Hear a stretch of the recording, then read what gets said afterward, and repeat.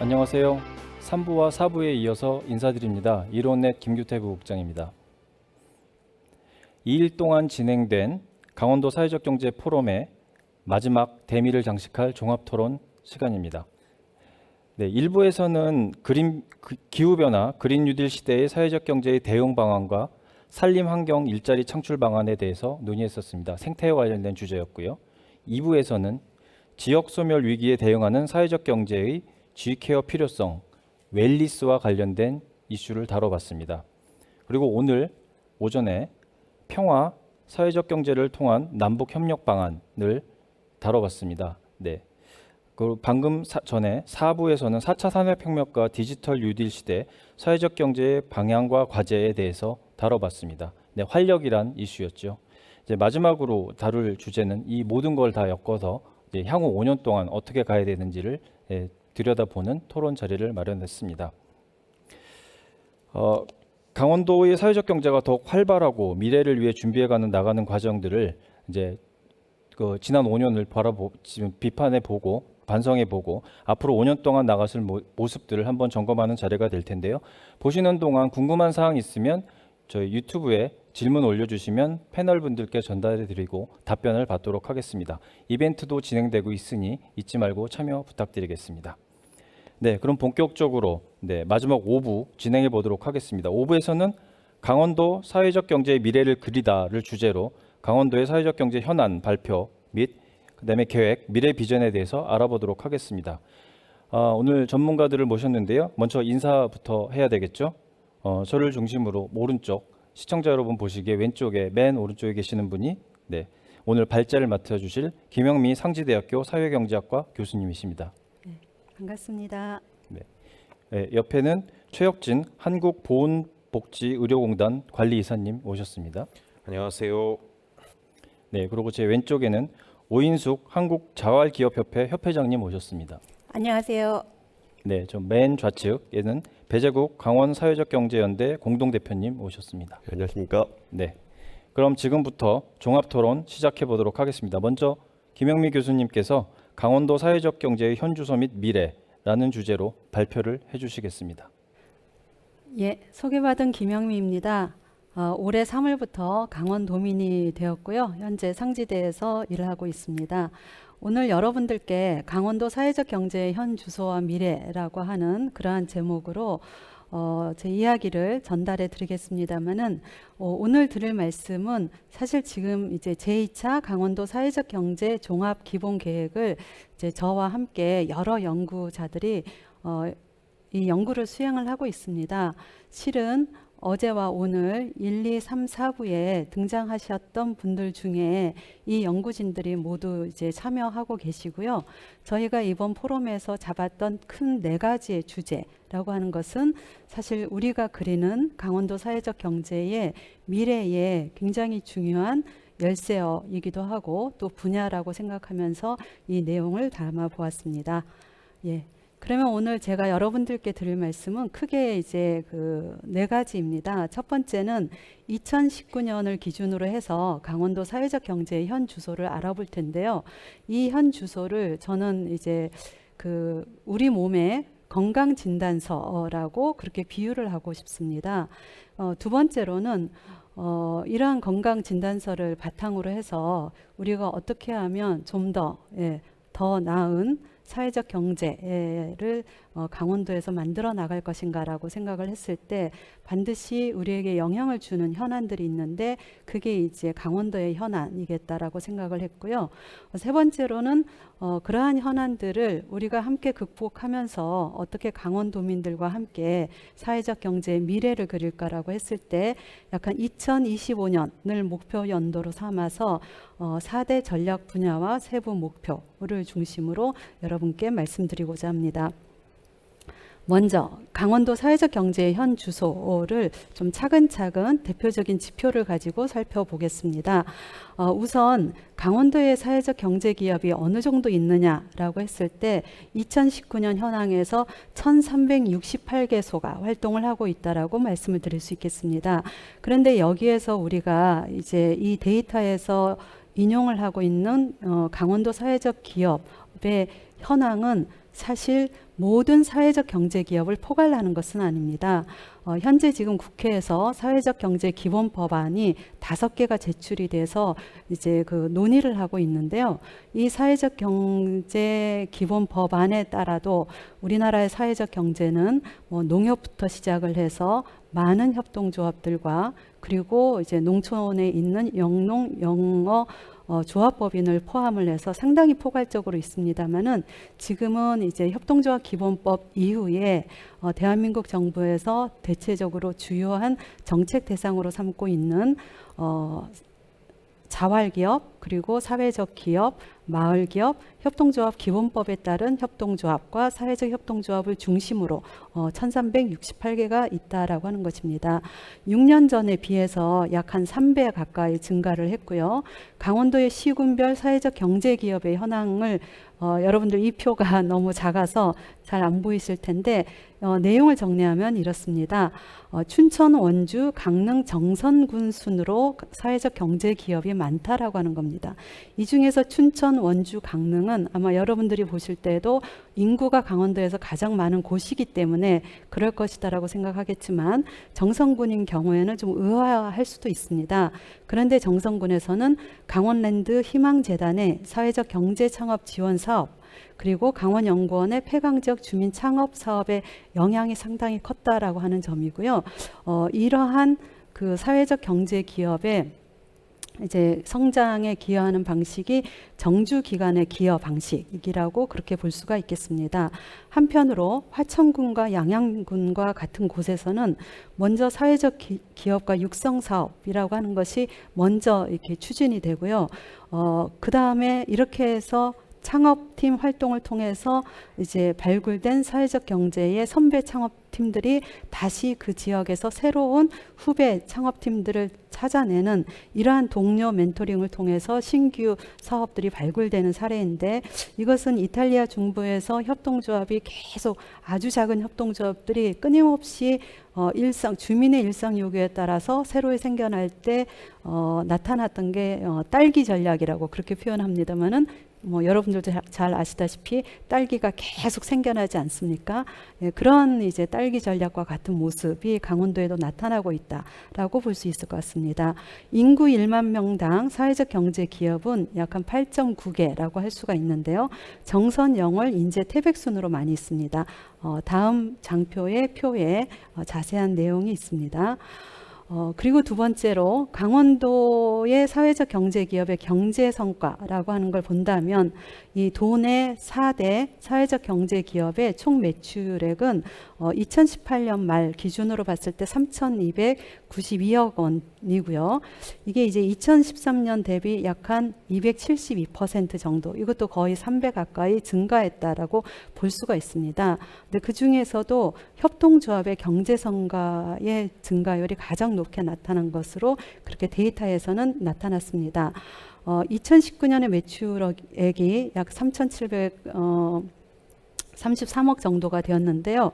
이 매출액은 강원도 GRDP 대비해 0.7%가 됩니다. 그러니 아직 이제 1%도 되지 않기 때문에 강원도 전체의 지역 경제 규모에서 본다면 강원도의 사회적 경제 기업들의 경제 성과라고 하는 것은 상당히 작은 규모다라고 할 수 있지만 우리가 주목할 점은 2013년 대비 약 한 5배로 증가했다라고 하는 겁니다.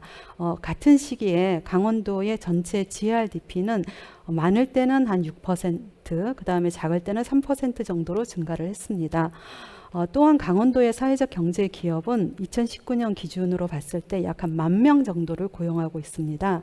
제가 최근에 그 우리나라의 이제 그 생협과 관련한 토론회에 가서 들은 이야기입니다만은 우리나라의 여러분들도 잘 아시는 뭐 한살림, 아이쿠 을 비롯한 구매생협 4군데와 그리고 대학생협연합회가 있습니다만은 합쳐서 약 한 12,000명 정도를 고용하고 있다고 하더라고요. 그런데 우리나라의 생협은 그 약간 역사를 가장 현대적으로 말했을 때 한 30여 년 한 세대라고 볼 수가 있습니다. 그 12,000명 정도의 규모의 고용이 생협에서 발생하고 있는데 강원도에서 약 한 2014년부터 강원도 제1차 사회적 경제 종합 기본 계획이 시행되고 나서 약 한 5년 사이에 6년 사이에 1만여 명 정도의 일자리가 만들어졌다. 이렇게도 말을 할 수 있을 것 같습니다. 그리고 강원도 사회적 경제의 특징 중에 하나가 강원국간 협동조합이라고 하는 강원도의 사회적 경제 기업들의 대표적인 판로가 되어주고 있고, 그리고 또 매출을 어떤 다른 기업으로 연계해주는 강원국간이라고 하는 그런 이제 공익적인 이제 유통 조직이 있다라고 하는 것이고요. 특히 이 강원국간이 2013년 상당히 빠르게 만들어지면서 2017년에는 이제 협동조합으로 이렇게 런칭이 되어 있는데, 향후 강원도에 있어서 그 사회적 경제 조직의 공익 유통 조직으로서 상당히 다른 지역에 이제 모범이 되고 있다라고 하는 특징을 가지고 있습니다. 다음으로 이제 사회적 경제 조례는 18개의 기초 지자체에서 모두 관련 조례가 시행 중에 있습니다. 그런데 민간 거버넌스의 구축은 지금 현재 7개 자치단체에 한정되어 있어서 향후에 11군데의 기초지자체에서 어떻게 사회적 경제의 민간 거버넌스를 구축하느냐라고 하는 과제를 갖고 있다고 할 수 있겠습니다. 한편으로 강원도의 사회적 경제 연대 조직은 의외로 상당히 광범위하게 이제 형성이 되어 있구나라고 하는 것이 좀 연구자로서의 저의 인상이었습니다. 특히 주목할 만한 것이 광역 단위에서의 업종별 이제 연대들이 상당히 이제 적극적으로 되어 있는 모습들이 이제 객관적으로는 보여지는데요. 이러한 연대 조직들의 연대 조직으로서 최근에 강원 사회적 경제 연대 회의가 창립을 하고 있어서 향후에 강원도청과 그리고 강원도의 사회적 경제 조직들의 연대 조직으로서 이 강원 사회적 경제 연대 회의 사이에서의 어떤 민간 파트너십이라고 하는 것이 기대되는 바입니다. 예. 강원도의 사회적 경제 중간 지원 조직의 현황을 보겠습니다. 이 중간 지원 조직은 강원도에는 지금까지 7개소가 있습니다. 광역으로 2군데가 있고요. 광역으로는 이제 강원도 광역 자활센터가 있고, 그리고 강원도 사회적 경제 지원센터가 있습니다. 한편 기초자치단체에서는 5개소가 있는데, 여기서 우리가 약간 주목할 것은 그 군 단위에 있어서 사회적 경제 지원센터가 인제군에만 있다라고 하는 그러한 특징입니다. 그러니까 이제 기초 중에서 군 단위에서의 사회적 경제 지원센터와 같은 이제 중간 지원 조직이 앞으로 더 생겨야 된다라고 하는 그런 과제를 말씀드릴 수 있겠고요. 강원도 사회적 경제 지원센터는 전국적으로 봤을 때 상당히 좀 독특한 사례인데요. 통합 지원 기관으로서의 성격을 갖고 있습니다. 이런 곳은 대구와 부산, 제주, 강원에만 있는데요. 지금 서울이라든가 또는 경기도에 비해서 상대적으로 여러 자원들이 부족한 지역에서는 이 통합지원센터가 가지고 있는 장점이 있는 것 같습니다.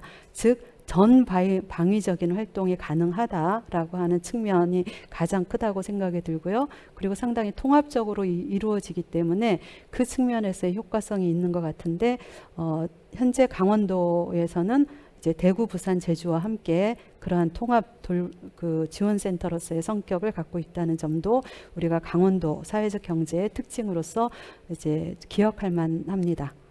예. 자, 이제 건강진단서의 거의 마지막 부분입니다만은 지역 경제에 있어서의 위상을 좀 살펴보겠습니다.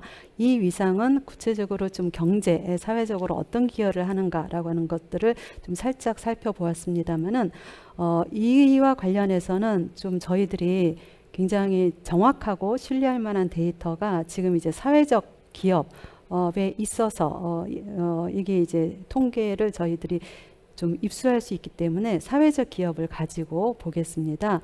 2018년 말 도내 사회적 기업의 평균 매출액을 보면 약 한 8억 8,600만 원 정도가 되는데요. 이게 이제 일반 강원 도내의 그 그 일반 기업의 평균에 비해서 약간 121% 정도더라고요.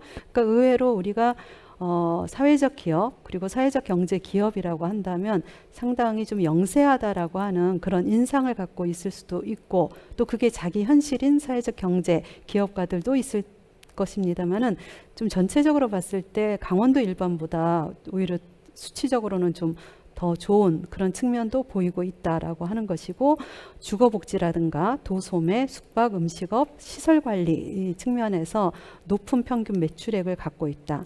일자리와 급여를 본다면 전체적으로 사회적 기업, 강원도의 사회적 기업의 평균 급여액은 190만 원 정도인데 도내 일반 기업에 비하면 약 한 87.3%로 낮습니다. 그러니까 이 점에서는 이제 상당히 과제가 있습니다만은, 그런데 전반적으로 고용 인원이 많습니다. 평균 고용이 14.9명 정도로 많고요. 그리고 이제 시설 관리나 도소매, 농립업 업종의 인증 사회적 기업은 도내 일반 기업의 평균 급여보다도 더 높은 수준이다라고 하는 특징을 갖고 있습니다. 마지막으로 간단히 약간 질적인 측면을 이제 좀 시간 관계상 하나의 장표로 여러분께 보여드리려고 합니다. 첫 번째는 이제 오른쪽 위쪽의 그래프인데요. 전국의 사회적 경제 기업의 그 숫자로 봤을 때 강원도가 이제 그 네 번째라고 하는 것입니다. 서울이 가장 많고 경기도가 많고 그 다음으로 전북인데요. 네 번째로 강원도에서 사회적 경제 기업이 많다라고 하는 것. 그리고 도내 인증 사회적 기업의 근로자 임금은 전국 기준으로 봤을 때 두 번째로 높습니다. 그러니까 이것이 이제 강원도 사회적 경제가 갖고 있는 약간 질적인 측면에서의 약간의 강점, 이렇게 부를 수 있지 않을까 생각을 하고요. 그다음 밑에 여러분들이 보고 계시는 이 이제 사진 그림은 양양군 서림리의 해담마을 영농조합인데요. 2015년에 행안부의 최우수 마을기업 상을 받았습니다.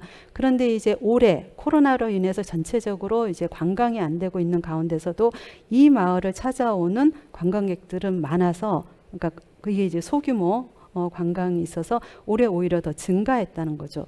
그러니까 여기서 이제 소개드리고 싶은 것은 사실 사회적 경제 기업은 자조자립 능력이 있어서 어떤 위기 상황에서도 그것을 스스로 헤쳐나가면서 나름 대안을 만들어 가는 것이 고령화율이 굉장히 높은, 그런 인구가 굉장히 적은 이 마을에서도 이루어지고 있다라고 하는 것을 소개드리고 싶었습니다. 예. 다음으로는 이제 강원도의 현안에 대해서 말씀을 드리겠는데요. 이제 그 앞서서 제가 강원도 사회적 경제 기업의 현 주소는 이제 건강진단서다, 표다라고 그렇게 말씀을 드렸는데, 우리가 그러면 향후에 강원도의 사회적 경제가 어떻게 할 것인가라고 하는 것은 우리가 건강진단서에서 100점을 맞기 위해서 일을 하는 것이 아니라 그건 어디까지나 그냥 참고할 지표인 것이고, 우리가 무엇을 하고 싶은가라고 하는 우리의 결심과 의지와 상관이 있다고 생각을 하고 있습니다. 그러한 측면에서 강원도의 사회적 경제 기업 그리고 그 기업가들, 사회적 경제인들에게 영향을 미치고 또 우리가 주요하게 고려해야 될 현안이 무엇일까라고 봤을 때 그것은 인구와 정주 여건의 문제, 그것이 첫 번째이고요. 강원도 전체의 인구는 아주 줄어들거나 그렇지 않고 오히려 약간의 좀 변화는 있지만 약간 서서히 늘고 있습니다. 하지만 강원도 내에서 원주, 춘천, 속초를 제외해서 15개 시군이 소멸 위험 지역이라고 할 수 있는 정도로 인구가 유출되고 있다는 문제, 그리고 이것이 세 번째, 도내 지역 격차라고 하는 것이 점점 더 벌어지고 있다라고 하는 문제를 낳고 있습니다. 그 다음은 이제 일자리의 문제를 이야기를 할 수 있는데요. 청년 실업률을 포함을 해서 전국 평균보다 양호하지만 이 평균 실업률에 잡히지 않는 현실이 있는데, 무급 가족 종사자 비율이 높고 도내 비정규직의 비율이 전국 평균보다도 더 높다는 것입니다. 그렇기 때문에 강원도 내에서 좋은 일자리라고 하는 점에서는 상당히 큰 과제가 있다라고 말씀드릴 수가 있고요. 이런 것들이 영향을 주어서 삶의 질과 행복에 이제 강원도민들의 삶에 영향을 주고 있다라고 이야기를 할 수가 있겠습니다. 약간 시간 관계상 이게 관련된 데이터들을 여러분께 조금 찬찬히 설명드리기는 어려울 것 같은데요. 주목한 데이터를 여러분들이 좀 자료로 보시면 먼저 인구의 순 이동에서 특히 춘천, 강릉, 원주로 집중이 되고 있는데 그것도 더 원주로 집중이 되는 현상을 보실 수가 있고요. 그다음 두 번째는 이게 지역사회가 지역 공동체로서 가지는 어떤 서비스 기능이 있는데 그러한 서비스 기능이 전반적으로 취약해지고 있다라고 하는 데이터를 볼 수가 있습니다. 세 번째로서는 미래 역량 개발에 굉장히 필요한 교육의 기회라고 하는 것이 그 지역 사회에 있어서의 어떤 사설 학원의 수뿐만 아니라 대학의 존재가 있는데 이게 이제 춘천, 원주, 강릉을 중심으로 굉장히 편중돼 있다라고 하는 그러한 현실 속에서 이것은 어찌 보면 아까 이제 사부에서도 조세훈 선생님께서도 그런 말씀을 하셨습니다만은 저희가 향후 정보 격차에 도전하는 것이 사회적 경제 기업이 굉장히 큰 과제가 아닐까 싶은데 역설적으로 사회적 경제 기업의 교육 서비스가 굉장히 절실해지는 이 지점이라고 생각을 하고 있습니다. 다음으로 이제 행복과 관련한 데이터를 본다면요. 최근에 이제 그 국회 미래연구원에서 대한민국 행복 지도라고 하는 것을 이제 공표를 해서 참고를 하고 있습니다만은 여기서 보면 약간 이제 8개 지표를 가지고 색깔이 짙은 곳일수록 행복도가 이제 높은 곳이고 보면은 강원도에서는 정선군이 가장 낮은 것으로 이렇게 나와 있습니다. 또 최근에는 강원도 지역의 행복 진단이라고 하는 연구가 있었는데요. 이 연구에서 보면 사실 60대 남성은 강원도민이 전국에서 가장 행복하다고 스스로 느끼고 있었습니다. 그런데 여성과 10대, 20대의 도민의 안녕 지수가 전국 평균에 비해서 굉장히 낮습니다. 그러니까 이러한 불균형이라고 하는 것이 참 그 강원도민의 그 삶의 질을 결정하는 중요한 지표이지 않을까 이렇게 생각을 했습니다.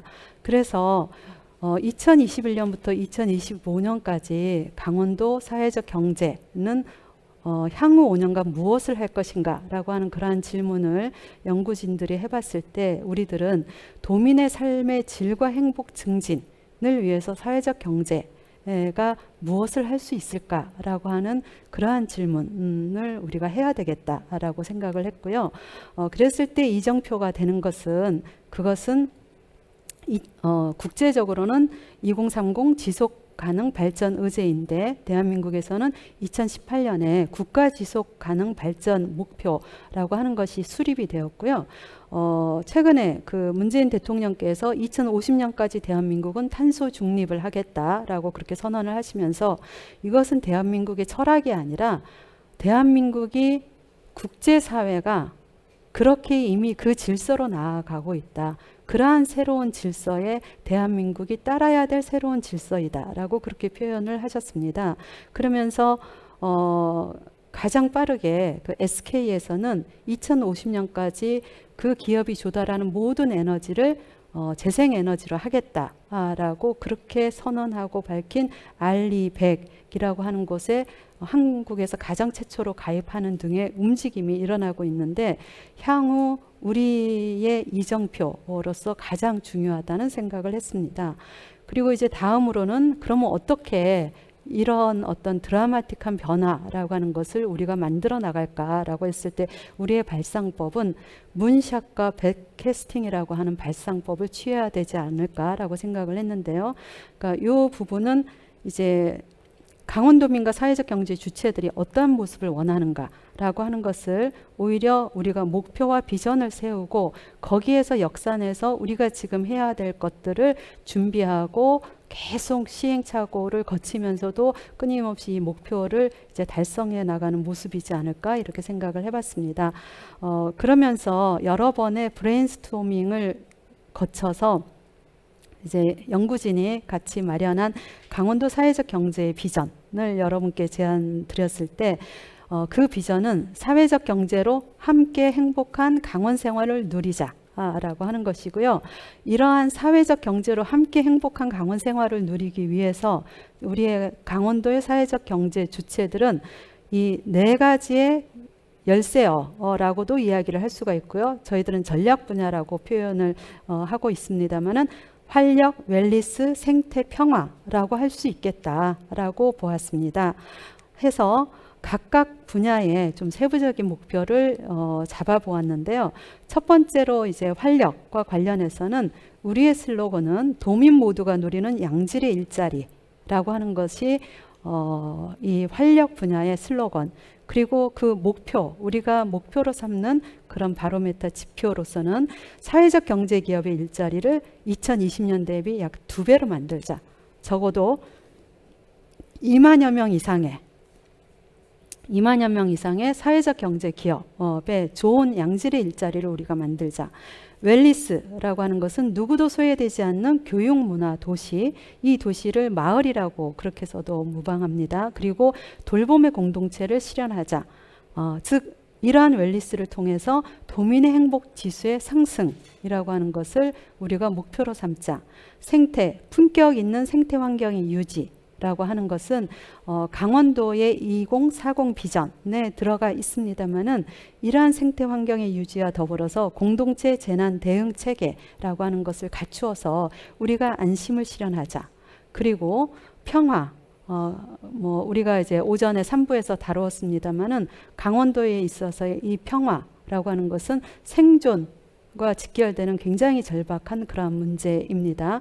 사회적 경제로 만드는 새로운 평화지대라고 하는 것을 우리가 만들어 보자. 그래서 목표로서는 평화지대의 정주 여건을 개선하고 평화지대의 교류 인원을 증가하는 것을 목표로 삼아 보자라고 그렇게 잡아보았습니다. 그러면서 각 분야의 사회적 경제 기업이 핵심적으로 할 수 있는 세부 목표를 세워봤을 때요. 모든 사회적 경제 기업이 이래야 한다라고 하는 것이 아니라 아마도 각각의 사회적 경제 기업들이 예를 들면 우리는 성장 융합을 통해서 5년 후에 우리의 일자리를 2배로 만들겠다. 이런 목표를 세울 수 있을 것입니다. 이러한 방식으로 크게 4가지의 과제를 저희들이 구체적으로 세부 목표로 추출할 수가 있었습니다. 그 중에서 세 번째가 특히 이제 강원도 관광 산업 중에서의 좀 평화, 대안 그리고 사회적 경제 기업의 방식으로서의 주체들이 수행하는 관광 산업을 좀 더 높여보자라고 하는 것과 그리고 이제 그 웰리스와 관련해서는 저희들이 이제 2부에서 있었습니다만은 이 의료 왕진까지 포함하는 지케어 이거는 다른 말로 농촌 통합 돌봄이라고도 이야기를 할 수 있을 것 같습니다. 여기를 더 이제 좀 주목을 했고요. 기후 위기와 관련해서는 기후 위기에 대응한 특히 이제 강원도에서는 산림형 그리고 강원 에너지 복지 마을의 사회적 경제 모델이라고 하는 것을 마을 기업, 농협, 생협, 신협 등이 모두가 참여하는 것으로 만들 수 있지 않을까라고 하는 것. 그리고 마지막으로 이제 그 새로운 평화지대랑 관련해서는 크게 4가지 분야인데 가장 중요한 것은 새로운 주체들이 계속 발굴되는 것과 함께 3번 오전에 그 고도환 대표님도 제안을 하셨습니다마는 동북아시아 평화특구를 겨냥해서 UN 세계관광기구 지원센터와 같은 이 정주 기관을 유치를 해서 이것을 지렛대로 한 예를 들면 평화지대를 사회적 경제에서 같이 만들어 보자라고 하는 것이었습니다. 예, 이상으로 제 발표는 마치겠습니다. 고맙습니다. 네, 발표 고맙습니다. 발제해 주신 내용에 거의 모든 내용이 다 들어가 있고요. 이 내용을 자세하게 토론 시간에서 이어나가도록 하겠습니다. 발표를 들어보니 강원도 사회적 경제가 그러니까 일반적으로 알고 있는 상식과는 다르게 굉장히 수적으로도 좀 좋고 질적으로도 좋게 나타나고 있습니다. 그래서 그것도 좀 일반적으로 아는 거랑 많이 달라서 좀 놀랐고요. 그 부분에 대해서 그럼에도 불구하고 이제 추가적으로 문제가 좀 있는 부분이 어떤 게 있는지 한번 짚어보고요. 그리고 향후 5년 과제를 생태, 웰리스, 평화, 활력 이 네 가지로 선정하시고 그 부분에서 구체적으로 설명해 주셨는데요. 향후 5년 비전에 맞춰서 또 그때 추가로 토론을 이어가도록 하겠습니다. 네, 먼저 이 토론을 이제 이어가면서요. 이제 최혁진 이사님께 첫 번째 질문을 좀 드려보겠습니다. 지금 이제 관리이사님으로 가시기 전에 이제 사회적 경제 정책을 실행하고 이제 마련하시고 했던 자리에 계시다가 지금 이제 그 관리이사로 오셨는데요. 강원도 그 사회적 경제 지난 5년을 한번 정책을 마련하시고 집행하셨던 분으로서 한번 총평을 한번 먼저 해주시고 시작을 하도록 하겠습니다. 네, 김영미 교수님 발제를 굉장히 감명 깊게 들었고요. 그리고 우리 강원도가 사회적 경제의 오랜 역사성을 기반으로 하기 때문에 좋은 성과들을 만들어가고 있다는 것에 대해서 저도 굉장히 오늘 고무적인 생각입니다. 지난 그 문재인 정부 사회적 경제 비서관으로 여러 가지 정책들을 만들면서 아무래도 제가 고향이 강원도고 또 원주를 기반으로 강원도를 기반으로 사회적 경제 관련된 경험들을 쌓아왔고 그 경험에서 가졌던 문제의식들을 가지고 정부의 정책들을 만들었기 때문에 계속해서 우리 강원도를 주목하지 않을 수가 없었습니다. 총평을 말씀하라고 하시니까요. 저는 이런 말씀을 좀 드리고 싶습니다. 냉정하게 말씀드리면 우리 강원도가 행정의 측면에서 사회적 경제를 굉장히 적극적으로 정책적으로 뒷받침을 했느냐 하면 제가 볼 때는 중하위 레벨이었다라고 말씀드릴 수 있을 것 같아요. 그러니까 뭐냐면 행정이나 정책적인 측면에서는 사회적 경제를 활성화하는 데 있어서 그다지 강원도 전체 정책 안에서 사회적 경제가 중요한 비중을 차지하지 못했었다. 그리고 굉장히 도전적인 정책 목표라든가 아니면은 창의적이고 전략적인 과제들을 발굴하는 데 있어서도 그다지 다른 광역 시도에 비해서 적극적이었다라고 보기는 어렵습니다. 그럼에도 불구하고 아까 보신 것처럼 우리 강원도의 사회적 경제 조직의 발전 속도는 다른 광역시보다 굉장히 빠른 모습들을 좀 보여주고 있고요. 또 임금 수준이나 일자리 창출력에 있어서도 여러 가지 우수한 모습들을 보여주고 있다는 걸 알 수 있습니다. 재미있는 거죠. 예를 들면 행정이 상대적으로 다른 곳보다 적극적이지 않았음에도 불구하고 현장의 성장이다라고 하는 것은 다른 시도에 비해서 굉장히 좋은 모습들을 보여줬다라고 하는 것은 아무래도 저는 이제 이렇게 평가를 하고 싶습니다. 1960년대 중반 70년대부터 강원 남부 지역을 중심으로 해서 신용협동조합이라든가 농촌 구판장협동조합이라든가 또는 노동자 교육이라든가 이런 걸 통해서 또 소상공인들의 문제를 해결하고자 하는 다양한 활동들을 통해서 사회적 경제의 역사적 기반이 우리 강원도 안에 일정하게 축적돼 있었다라고 하는 걸 하나 말씀드릴 수 있겠고요. 두 번째는 강원도라고 하는 곳 자체가 오늘날 사회적 경제를 해야 되는 다양한 이유를 그 자체로 갖고 있다라고 생각합니다. 이제 고령화라든가 인구 소멸, 지방 소멸의 여러 가지 위기들, 다른 산업적 대안들이 상대적으로 굉장히 부족하다는 측면 때문에 사회적 경제를 해야만 하는 여러 가지 이유가 이제 내재화 있다라고 보여지고요. 그래서 저는 앞서 역사적 경험이 상당히 좋은 리더십들의 흐름들을 만들어냈고 현실적인 필요 때문에 행정의 지원 기반들이 상대적으로 좀 이렇게 훌륭하게 평가하기는 어렵지만 좋은 성과를 만들었다라고 보여지고요. 그렇다라고 하면 또 이렇게 이야기할 수 있겠습니다. 우리 강원도나 각 시군이 조금 더 사회적 경제라고 하는 것들을 중요한 비전으로 세우고 정책 목표들을 좀 만들어 나가고 전략 과제들을 좀 도출하고 리더십 활성화를 위해서 노력을 하고 하면 지금보다 훨씬 좋은 성과를 만들어낼 수 있는 잠재력과 가능성을 지니고 있는 곳이 우리 강원도가 아닐까라고 말씀드릴 수 있을 것 같고요.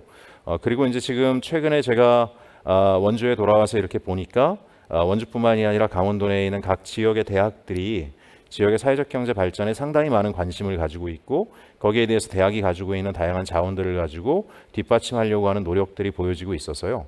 이런 흐름들을 좀 잘 연계한다라면 현재 강원도는 현장의 수준은 기대보다 상당히 높다.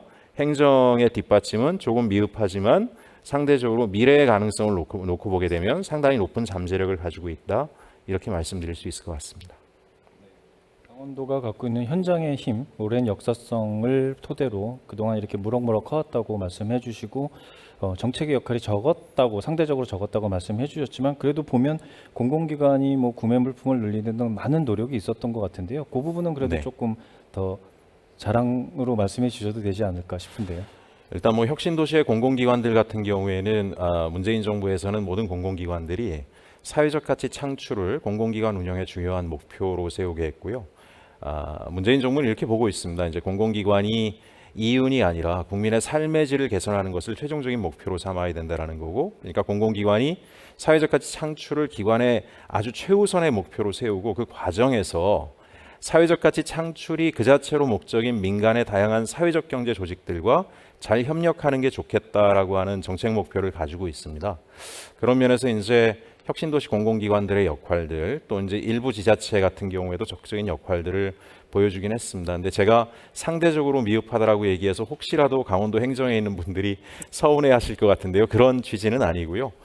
예를 들어서 이제 우리 뭐 경기도라든가 이런 데 시군들 또 전라북도 완주라든가 이런 데 같은 경우에는 과거에는 그분들이 사회적 경제가 뭔가 할 때 강원도에 와서 배웠습니다. 한 10년, 20년 전에 다들 원주에 와서 사회적 경제를 왜 해야 되냐, 강원도의 역사에 대해서도 보고 그러면서 이제 본인들이 가서 벤치마킹해서 정책을 세웠는데 그 정책들을 가지고 자신들의 목표가 뭐였냐 그러니까 뭐 강원도보다 원주보다 좋은 정책을 만들겠다. 근데 결과적으로는 조달 규모도 굉장히 많이 올라갔고 또 굉장히 좋은 사업 모델들도 발굴해서 지역사회 경제에 큰 변화들을 만들어냈는데 상대적으로 이제 강원도 안에는 그런 게 있었던 것 같습니다. 사회적 경제는 우리가 오랜 역사를 가지고 있으니까 그냥 잘 크지 않을까 이렇게 봤던 측면이 없잖아 있지 않았나 싶어서 말씀드린 거고요.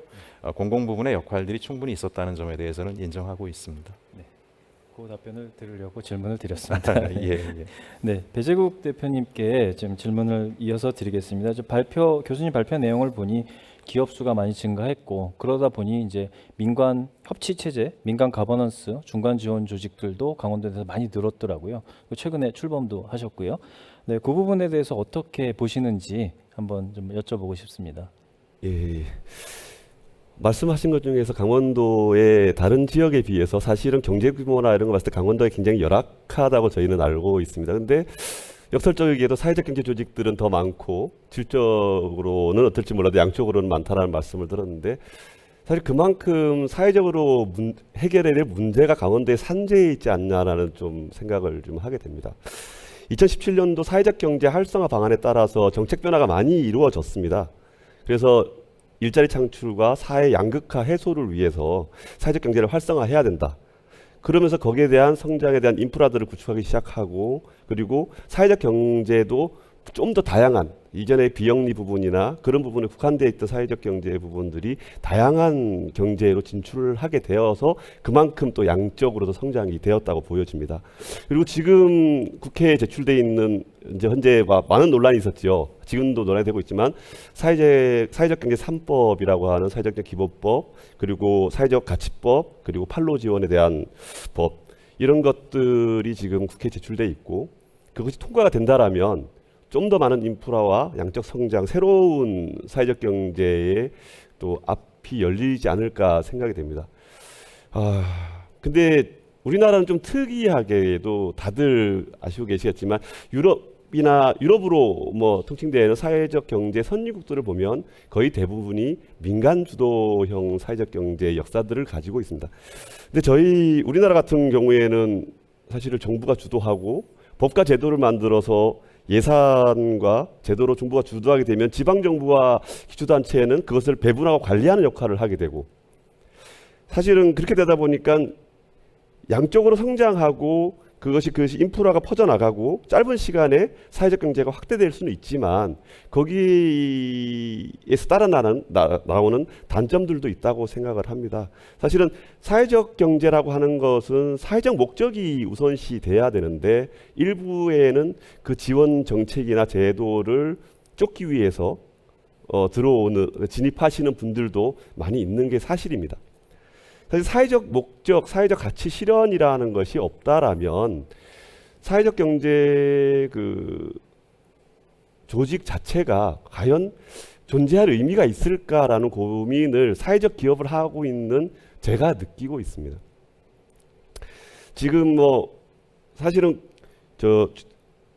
저희 이런 말씀을 드려도 될지 모르겠지만 한간에 사회적 경제라고 하면 저게 사회주의적 그런 경제가 아니냐라는 그러한 안 좋은 인식도 팽배해 있었던 시기들이 있었고 지금은 많이 나아졌겠지만 사실은 그러한 편견과 오해 그리고 정부 위주, 관 위주, 행정 위주로 오다 보니까 사실은 사회적 경제 주체들이 실제적으로 주체가 되지 못하고 지원의 대상으로 인식되어지는 것들이 많았다고 봅니다.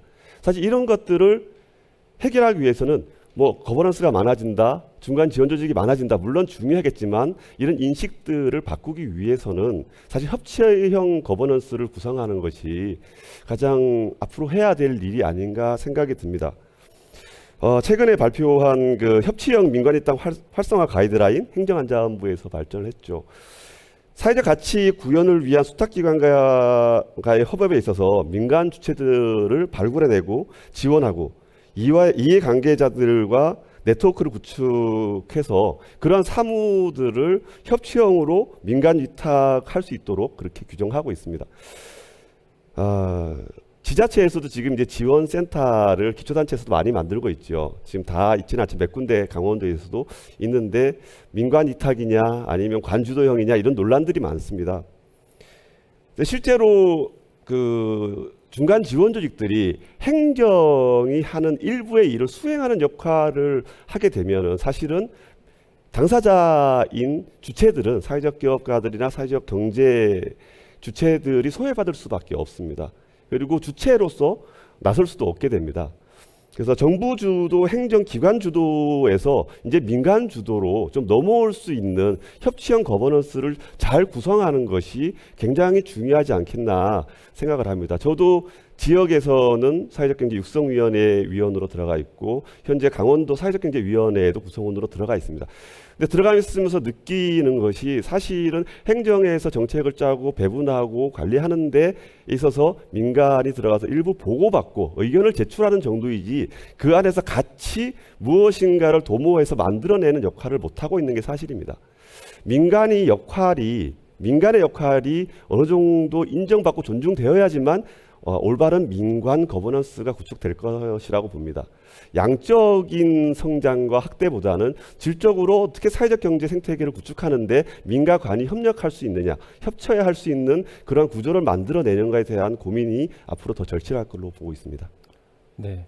뭐 지금 강원도가 양적으로 그 중간 지원 조직이나 민간 거버넌스 조직이 늘었다는 부분에서 이제 질적인 그 필요성을 말씀해 주셨고요. 거기에 대해서도 또 모범을 보여주시지 않을까 생각해 봅니다.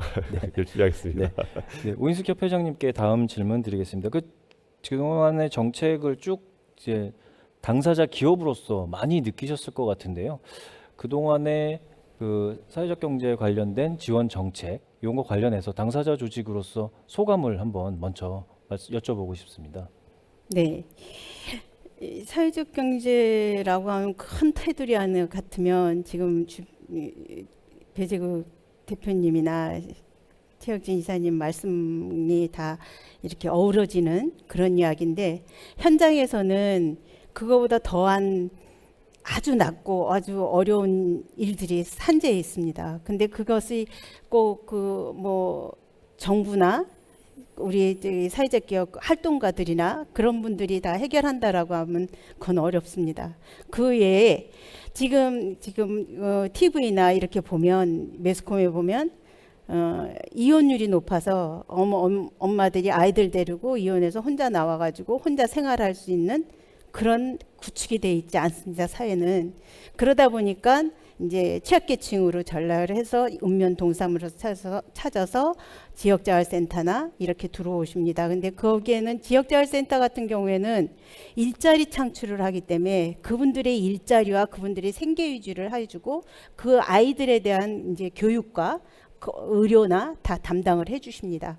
그런 것들에 의해서 어쩔 수 없는 상황에서 우리 어려운 취약계층에 계시는 분들이나 노인분들이나 다 같이 이렇게 모여서 일을 하게 되는데 그것이 바로 공동체 생활을 하는 겁니다. 공동체 생활을 하고 나면서 거기서 3년 동안 공동체 생활을 하고 그래서 이제 자립을 하기 위해서 자활기업을 내보내고 자활기업을 내보내면서 스스로 자립할 수 있고 스스로 살아갈 수 있는 터전을 마련해 주는 것이 정부의 그 어떤 사안이고요. 거기에서 이제 더 어렵고 힘들고 몸이 지체가 힘든 분들한테는 생계비 유지를 해줍니다. 그 과정에서 이 아이들과 엄마들이 옛날에 2000년도 전후로 해서는 그런 과정이 없었습니다. 근데 요즘 이제 2005년도 지나가지고 이제 그 이혼율이 높은 그 엄마들이 거의가 대졸자라는 겁니다. 그래서 환경도 달라지고 일자리도 달라지고 종이 죽고 병 고르고 이러는 것이 아니라 교육 계통으로 또 장애우들 돕는 그 그런 교육 계통으로 자격증을 따서 나가기도 하고 여러 가지 이제 공방을 차려서도 가기도 하고 커피 전문점이나 뭐 이런 그러니까 일자리의 그 과정들이 또 일자리의 순서가 굉장히 많이 달라졌습니다. 그래서 우리가 정부와 같이 일자리 창출이라는 말씀을 많이 하시고 또 일자리를 많이 나누면서 우리 같이 일하고 함께 살아가고 함께 배려하고 함께 나눔을 갖는 그런 사회를 만들자고 하는 것이 바로 우리 이제 사회적 경제의 큰 테두리 아니라고 저는 보고 있고요. 그거에 대한 감사는 저희는 충분히 하고 있습니다. 그 감사에 대해서 제가 지금 사회자분께서 말씀하시듯이 전국자활기업협회장이라는 그 자리가 바로 그런 분들이 모여서 그런 분들이 전국에서 모여서 같이 함께 가는데 요번에 이제 코로나가 터졌잖아요. 근데 거기에 우리나라의 그 성향은 오뚜기 같은 성향이라고 저는 말을 하고 싶습니다. 왜냐하면 어렵고 힘들고 힘들면 힘들수록 튀어오릅니다. 튀어오르고 또 그 튀어오르는 그분들이 또 더 어려운 분들을 돕습니다. 근데 요번에 코로나를 통해서 제가 그런 거를 너무나 많이 봤고 또 자활기업이 열악하고 힘들고 자본이 있어서 생긴 게 아니고 정부에서 세금 가지고 만들어진 그런 기업들인데 그 기업들이 아주 조그만 돈 그러니까 제가 자활기업 협회장으로서 전국에다가 이야기하기를 그래도 경북이나 또 어려운 분들을 도와야 되겠다. 제일 어려운 기업들을 우리가 돕고자 마스크라도 한 장 보내자 했을 때 10,000원, 20,000원, 30,000원 해가지고 모은 것이 저는 생각할 때 돈 100만 원이나 모아졌을까 했는데 760만 원이라는 돈이 모아졌습니다. 근데 그 돈이 다른 분들한테는 그까짓 거 뭐 그 조그만 돈이 이렇게 하지만 저는 7천억이라는 돈 같이 컸습니다.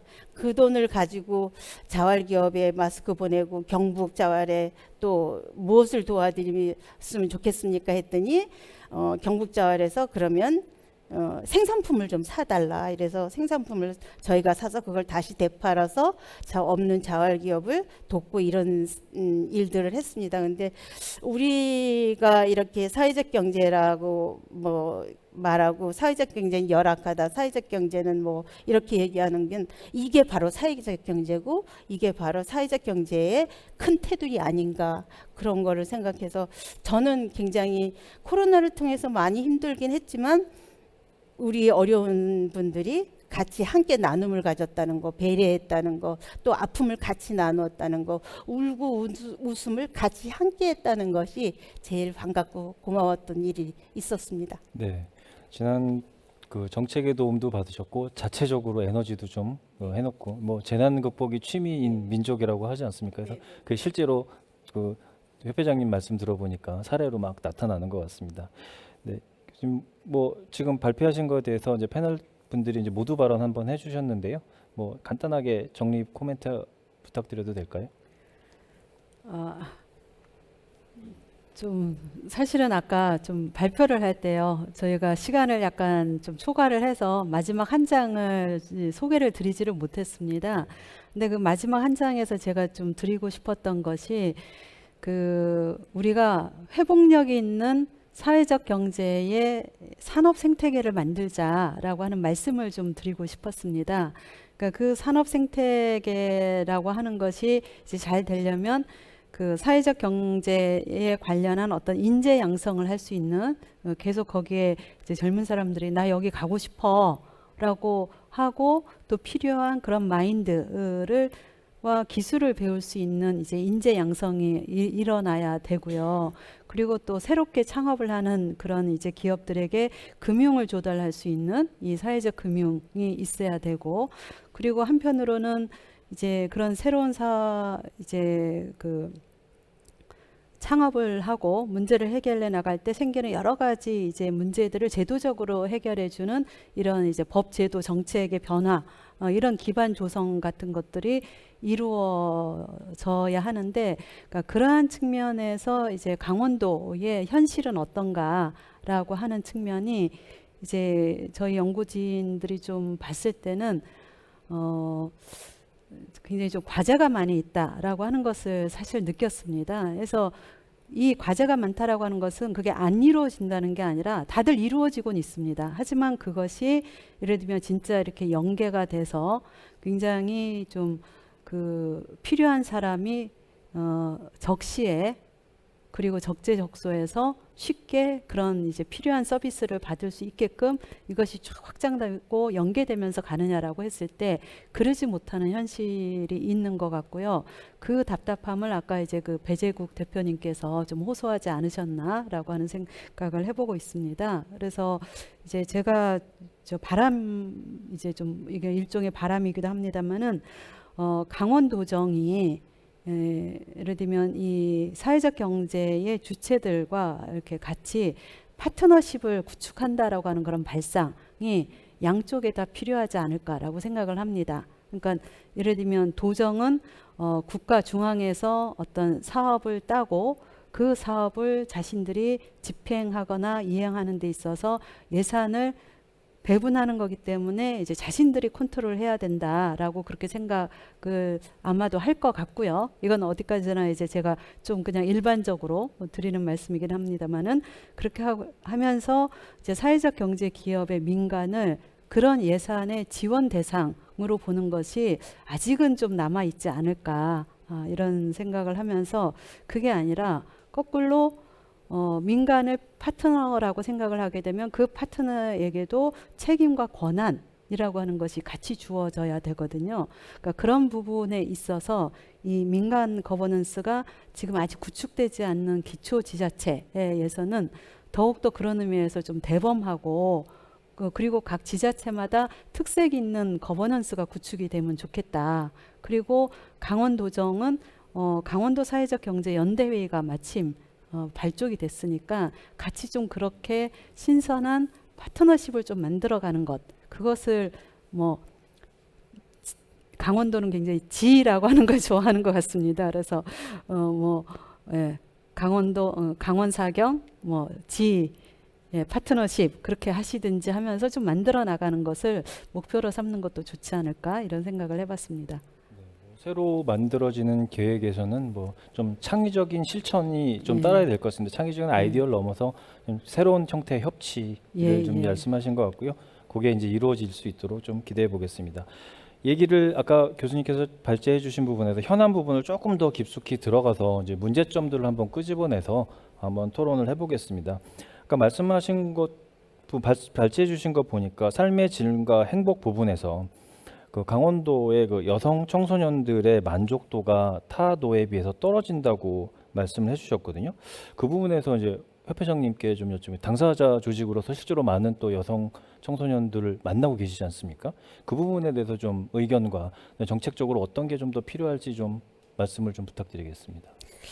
네, 상당히 심각하죠. 네. 심각하고 또 여성들의 그 삶이라는 게 저희가 이렇게 현장에서 보면 지금 대부분의 자활기업이나 자활기업이 성장을 해서 지금 사회적 기업이 80% 90%가 이제 자활기업에서 나간 겁니다. 근데 그 중에 이제 주거복지나 청소 그게 대부분이고요. 그리고 지금 이제 커피 뭐 이런 것들 했을 때 이제 다른 업종에 있는 것은 여성분들이 식당을 하는데 요번에 이제 제가 전수조사를 강원도에 70개 업체를 기업을 돌아다녔습니다. 근데 저희가 강원도 자활기업회 만들 때는 82개의 기업이 있었습니다. 근데 그 중에 이제 문 닫고 한 것이 이제 70개의 업체가 남아 있었는데 그 업체의 대표들이 거의 혼자 사시는 어머님들이었습니다.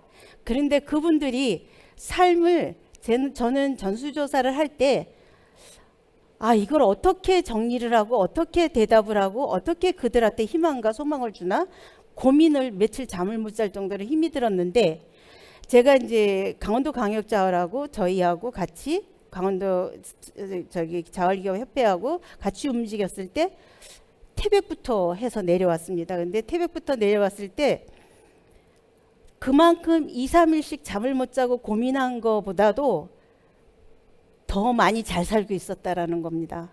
그리고 요즘 엄마들이 이제 우리 대한민국의 엄마들은 강하잖아요. 아빠들보다는 훨씬 강합니다. 그 엄마들의 얘기가 99%가 내 아이들 때문에, 내 가족이 있기 때문에, 그리고 남편이 혼자 살면서도 아이들하고의 만남을 갖고 이렇게 교류를 하고 엄마 역할을 다 하면서 나중에 이제 이야기가 남편이 일부러 우리 가족들을 어렵고 힘들게 하기 위해서 사업을 망하고 이렇게 코너에 몰리지는 않았을 것입니다, 표장님. 그렇게 얘기하면서 남편하고의 아이들 관계를 다시 회복시키려고 합니다 하는 그런 엄마들의 마음이 전해졌을 때는 역시 엄마들이, 여성들이 강하구나. 그리고 강원도 사회적 경제가 작은아마 미력 하나마나 이 여성들의 힘이 컸구나라는 것을 저는 느꼈고요. 또 청소년들이나 이제 이렇게 청년들 일자리를 많이 지금 정부에서 많이 얘기하지 않습니까? 그런데 그 청년 일자리는 어머니 아버지 밑에서 행복하게 잘 살아서 대학까지 공부하고 나온 친구들은 내가 어느 대기업에 가고 내가 어느 대기업에 가서 어떤 자리에 있는가를 고르지 그들이 우리 사회적 경제를 고민하고 있지는 않습니다. 근데 저도 요번에 근래에 알았는데 보육원이라는 게 있었어요. 근데 보육원에서 있으면서 18살이 되면 그 보육원이 나옵니다. 근데 나와서 그 친구들이 고등학교는 졸업을 다 하고 나오더라고요. 그런데 그 친구들이 설 자리가 없는 거예요. 그리고 보육원 생활을 하면서 어머니 아버지, 우리 옛말 어른들이 이런 말씀을 하시지 않습니까? 가정교육. 어머니 아버지 밑에서 대가족 사이에서 자란 그런 아이들의 가정교육과 보육원에서 자란 아이들과의 심리 상태가 너무 다르다는 겁니다. 이 아이들은 정말로 눈물겹게 힘들고 맞고 자랐고 또 빼앗기고 자랐고 또 이렇게 제일 어려운 그런 과정들을 거쳐서 자라서 18살이 돼서 혼자 독립해서 나오는데 그 아이들은 우울증과 정신질환과 술, 담배 이런 거에 찌들여 있는 겁니다. 어린아이들이.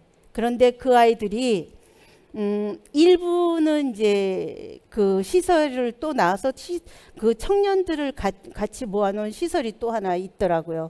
근데 거기에 모여서 이제 교육도 하고 사례도 보고 정신질환이나 심리치료도 받고 이러면서 조금씩 나아진 애들이 사회에 발을 디뎌 놓습니다. 근데 장애우들이 비장애우들과 장애우들과의 결합이 잘 안 되듯이 그 친구들이 사회 생활을 잘 못하는 겁니다. 아무리 교육을 받아도. 그런데 이제 저희 허브이야기도 사회적 기업입니다. 그래서 취약계층을 고용을 해야 되고 청년 일자리를 고용해야 된다는 이야기에 저는 청년들을 고용을 해야 되겠다.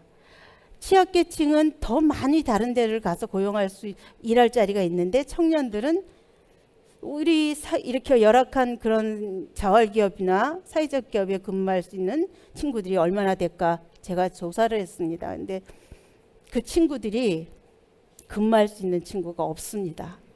그리고 그들을 품어주는 우리 기성세대가, 우리 기업 대표가, 기업에 같이 일하시는 분들이 없다는 겁니다. 저희 허브약에 와서 한 친구가 와서 이야기가 한 달을 회사에 근무한 일이 없다고 합니다. 그거는 손가락질과 냉대와 그들을 이해하지 못하고 막말과 어려운 일들을 막 하게 되는 겁니다. 그래서 그분들을 같이 끌고 앉아서 같이 얼싸안아서 같이 사회의 한 일원으로 만들어갈 수 있는 그런 기업들이 좀 많았으면 좋겠다는 희망이죠. 네. 네. 굉장히 현실의 얘기들을 좀 전해주셔서요. 저희도 이제 18세 보호 종료 아동 이제 캠페인도 저희도 진행해보고 지금 만나보고 했습니다. 그래서 이제 자체적으로 이제 더 자기들끼리 커뮤니티를 만나서 역량 강화하는 교육도 하고 있고, 아까 그냥 도움을 받는 존재가 아니라 자기 스스로 역량을 쌓는 형태로 이제 좀 발전해가는 모습은 보이고 있지만 아직도 많은 지원이 필요하다는 생각은 여전히 들고 있습니다. 네.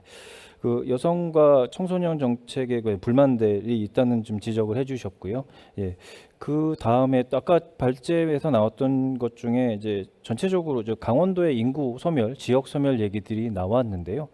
그 최혁진 이사님께 좀 여쭤보고 싶은 거는 이게 강원도 내부만의 어떤 이슈를 해결할 게 아니라 전체 중앙정부 차원과 각 다른 지자체랑 연관이 되어야 되지 않을까 싶어서 이 이슈를 어떻게 바라보고 어떻게 처방을 내려야 될지 그걸 좀 여쭤보고 싶습니다.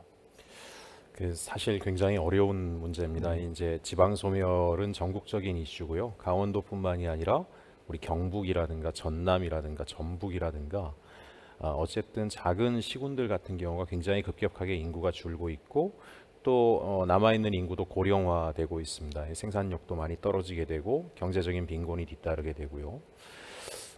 저는 이제 이런 생각을 좀 해봅니다. 이게 이제 지역적으로 접근해서 해결될 문제들은 아닌데요. 최근에 어쨌든 한국형 뉴딜이라고 하는 것이 우리 사회에 굉장히 중요한 정책 과제로 추진이 되고 있습니다. 정부 차원에서. 그 이유가 뭘까라고 하는 걸 보게 되면 사실은 그 이면에는 전 세계적으로 지금 그린 뉴딜이 또 얘기되고 있지 않습니까? 이제 그거는 세계적인 상황인데 산업이 성장했지만 불평등과 격차라고 하는 것은 지속적으로 확대되어 왔다. 어찌 보면 지방 소멸 이슈도 불평등과 격차라고 볼 수 있겠습니다. 수도권은 과밀화되고 있고요. 지역은 굉장히 군소화되고 있고요. 또 그러면서 이제 우리가 지역으로 내려가 보면 그거를 만들어내는 논리가 그 상태로 또 집중되고 있습니다. 예를 들면 이런 경우죠. 아까 정책 얘기를 하면 보통 이제 행정을 담당하는 사람들이 무의식적으로 그렇게 접근하는 경우가 있어요. 어렵고 가난한 사람들에게 정부가 돈을 쓰는 것은 비용이라고 생각합니다. 비용. 근데 돈이 있고 힘이 센 사람들한테 돈을 쓰는 것은 투자라고 생각을 합니다. 그러면 이제 통상적으로 우리는 그렇게 생각을 하죠. 투자는 늘릴수록 좋은 거고 비용은 줄일수록 좋은 거라고 생각을 하게 됩니다.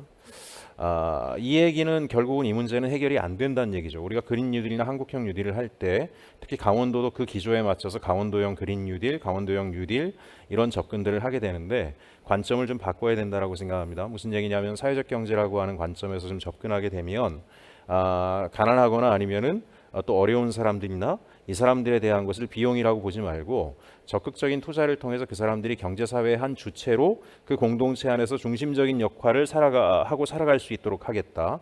또 하나는 뉴딜이라는 어마어마한 투자를 통해서 신산업들이 만들어지게 되는데 이 신산업이 만들어지는 과정에서 우리가 선제적으로 어떤 원칙이 세워져야 된다고 생각합니다. 산업이 발전하면 할수록 많이 가진 사람은 더 많이 벌고 없는 사람들은 일자리도 줄고 더 없어지는 것이 아니라 새로운 뉴딜의 실천 과정에서는 보다 많은 사람들에게 일의 기회를 만들고 보다 많은 사람들에게 참여의 기회를 만들고 예를 들면 장애가 있다라고 하면 내가 신체적으로는 일반적인 사람들보다 어려움이 있더라도 디지털 기술이나 이런 것들을 활용해서 얼마든지 일자리 접근성을 높일 수가 있습니다. 그런 보완적인 기술을 통해서라도요. 이런 것처럼 우리가 새로운 뉴딜의 과정을 통해서 기술의 혁신이라든가 또 새로운 산업 투자를 한다라고 할 때 그 과정 속에 어떻게 하면 쉽게 접근 가능한 아주 역량 있는 사람들만 투입해서 비용은 줄이고 결실은 극대화한다는 방식으로 접근하는 것이 아니라 진정으로 국가가 해야 될 산업 정책은 보다 많은 사람들이 접근 가능하게 실제로는 나이가 좀 있는 사람들도 그런 여러 가지 시스템 속에서 일할 수 있습니다. 그린 뉴딜 같은 경우도 마찬가지인데요. 신재생 에너지 발전소를 세운다라고 할 때 거대한 투자 능력을 가진 사람들이 들어가서 큰 돈을 투자해서 막대한 이익을 창출하는 방식으로 쉽게 갈 수도 있지만요. 지역에 있는 비영리 조직이나 시민들이 거기에 일하거나 투자할 수 있는 기회를 통해서 발생하는 소득이 보다 많은 사람들에게 돌아갈 수 있고 일의 기회도 보다 많은 사람들에게 주어질 수 있도록 그렇게 설계해 나간다라면 문제 해결에 좀 더 근접해 갈 수 있다라고 봅니다. 근데 이제 만약에 우리가 이제 새롭게 천문학적인 투자를 통해서 새로운 뉴딜 정책을 하게 되는데 이것이 과거의 산업화 방식을 그대로 한다라고 하면 지방 소멸을 더 가속화시킬 수 있고 결과적으로 부의 집중이 한 곳으로 더 집중될 수 있다라고 생각하기 때문에 결국은 정책 담당자들이 도안에서 신산업 투자를 할 때 이 문제를 과정 안에 어떻게 담아낼 거냐 여기에 대한 확고한 원칙 그 다음에 아주 치밀한 설계 그 과정에서 사회적 경제 조직이다라고 하는 것은 굉장히 중요한 파트너가 될 수 있고 사회적 경제가 파트너가 된다라고 하는 것은 결국은 지방 소멸의 문제에 우리가 조금은 더 도전적인 방식으로 문제 해결 방법을 찾아볼 수 있는 기회가 되지 않겠는가 그렇게 생각을 합니다. 네, 말씀 감사합니다. 네. 좀 대본에 있는 것보다 좀 더 질문을 좀 어렵게 드렸는데 그냥 술술 말씀해 주셔서 네, 정리가 잘 됐습니다. 네, 저희 배 대표님 저기 아까 여기 이제 민간 거버넌스의 사실은 이제 활동가이시기도 하고 기업 당사자시기도 하시잖아요. 활동하시고 기업을 하시면서 어떤 뭐 현안 문제가 있는지 한번 더 끄집어내 주실 게 있는지 여쭤보고 싶거든요.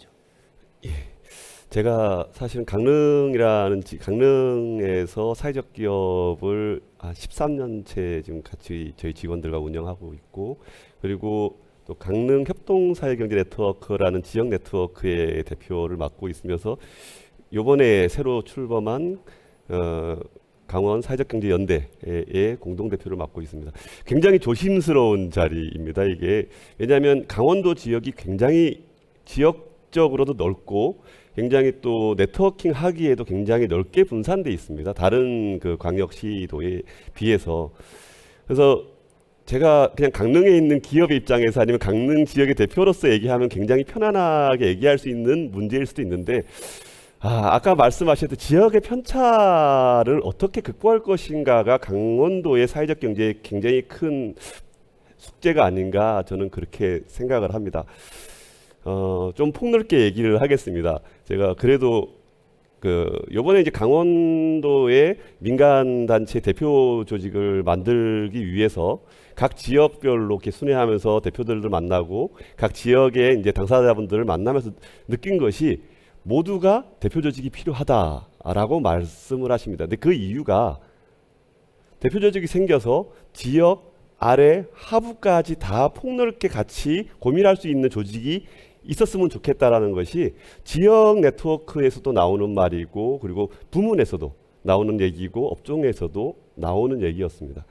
이 부분들을 어떻게 풀 것인가가 참 큰 고민이지요. 한 3가지 정도 문제가 있다고 봅니다. 첫 번째로는 아까 이제 그 책진 이사님께서 말씀하셨듯이 원주 지역은 다른 데서 굉장히 협동조합, 뭐 사회적 경제 그러면 굉장히 벤치마킹하러 오고 그런 역사가 깊은 지역이죠. 지역의 역량에 따라서 지역 편차가 굉장히 크게 심화되어 있다라고 보여집니다.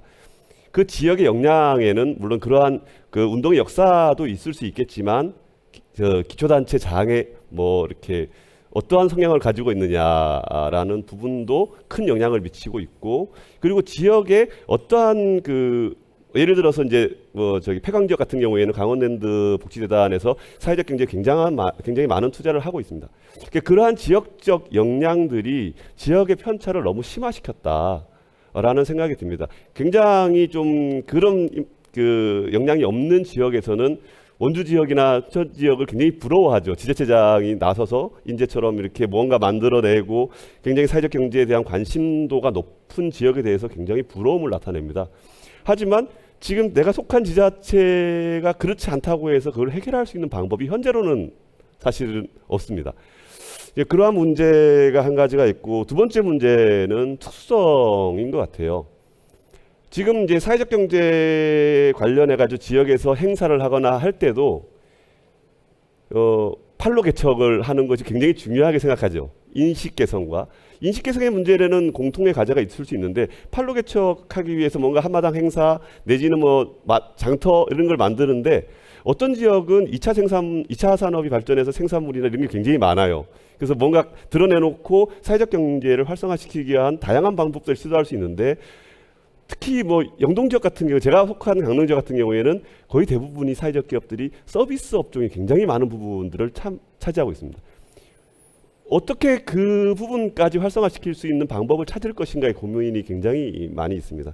그리고 세 번째는 인프라의 구축이라고 보여집니다. 물론 역사가 깊어서 아까 지역 역량에 따라서 발전한 지역에 오히려 더 많은 인프라가 집중되지 않느냐라고 생각이 듭니다. 사회적 경제 지원센터나 중간 지원 조직들, 혁신타운 같은 그런 공공의 인프라들이 좀 더 모양이 나는 곳에 만들어지는 듯한 느낌을 많이 받고 있습니다. 그러한 지역적인 격차를 해소하지 않으면 사실은 강원도 전체를 바라보는 사회적 경제가 발전하기에는 어렵지 않겠느냐.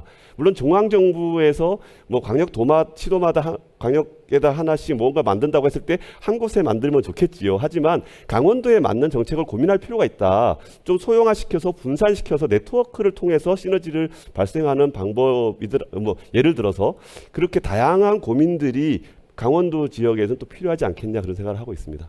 네. 지금 그 교수님 발제 이후에 이제 나왔던 주제들을 그 현안들을 좀 짚어봤는데요. 좀 가장 큰 이슈였던 이제 여성, 청소년, 그다음에 지역 소멸, 인구 감소. 지금 배 대표님 또 말씀해 주셨던 것 중에 이제 지역의 편차 이런 것들을 언급을 해주셨습니다. 이제 많은 내용들 이런 것들이 다 모여서 다시 교수님이 또 연구하셔서 정책화 하시는데 좀 도움이 될 거라는 생각이 들고요. 각각의 주제들을 더 많이 뽑아낼 수 있으나 이제 남은 시간은 이제 비전 아까 준비해 주셨던 비전 부분에 대해서 조금 토론하는 시간으로 넘어가도록 하겠습니다. 네, 그 지금 향후 5년 아까 4가지 테마로 키워드로 만들어진 5년의 비전을 좀 들어보셨는데요. 네. 그 최혁진 인사님께 또 질문을 드려보겠습니다. 비전을 이런 바탕으로 한국판 뉴딜을 사회적 경제와 어떻게 연관시킬 수 있는지, 공공기관 등을 더 어떻게 참여할 수 있는지 이런 걸 여쭤보고 싶거든요. 흔히 말해서 사회적 뉴딜로 갈 수 있을까? 이런 질문을 좀 드려보고 싶습니다. 사실 그 지금 대통령께서도 굉장히 그린 뉴딜을 강조하셨고 또 지역 사회가 중심이 되는 지역 균형 발전의 관점에서의 뉴딜 정책이 돼야 된다라고 수차례 말씀을 하신 바가 있죠. 저는 이제 그런 부분들이 굉장히 기회 요인이 될 수 있다라고 하는데 문제는 1차적으로 어쨌든 저는 공공부문에서 이제 일을 하고 있으니까 우리 강원도라든가 각 자치단체 역할들이 대단히 중요하다라고 생각을 합니다. 이 그린 뉴딜 같은 국면들이 또 디지털 뉴딜이나 이런 것들이 보다 많은 사회를 건강하게 하고 많은 사람들에게 기회의 장이 되게끔 하겠다라고 하는 확고한 원칙을 세우고요. 그걸 통해서 간다라면 사회적 경제에도 상당한 변화를 촉진해낼 수 있겠다라는 생각이 듭니다. 사실은 뭐 사회적 경제가 특별한 뭐 어떤 다른 독특하게 생긴 그 무엇이 아니라 사회적 경제라는 지향은 그런 거잖아요. 이제 보다 많은 사람들이 함께 일하고 거기서 또 발생하는 부가가치라고 하는 것이 보다 많은 사람들에게 제공되게 하고 그리고 그 과정 속에서 사람을 소외시키지 않고 일하는 사람들을 존중하는 그런 방식의 기업 활동들을 하겠다라고 하는 겁니다. 냉정하게 얘기하면 정치인들이 가장 지금 시대에 해결해야 될 과제들을 사회적 경제가 문제 제기하고 있는 거죠. 어떻게 하면 보다 많은 사람들에게 일의 기회를 줄 거냐? 어떻게 하면 일자리에 참여했는데 보다 많은 소득의 기회를 받을 거냐?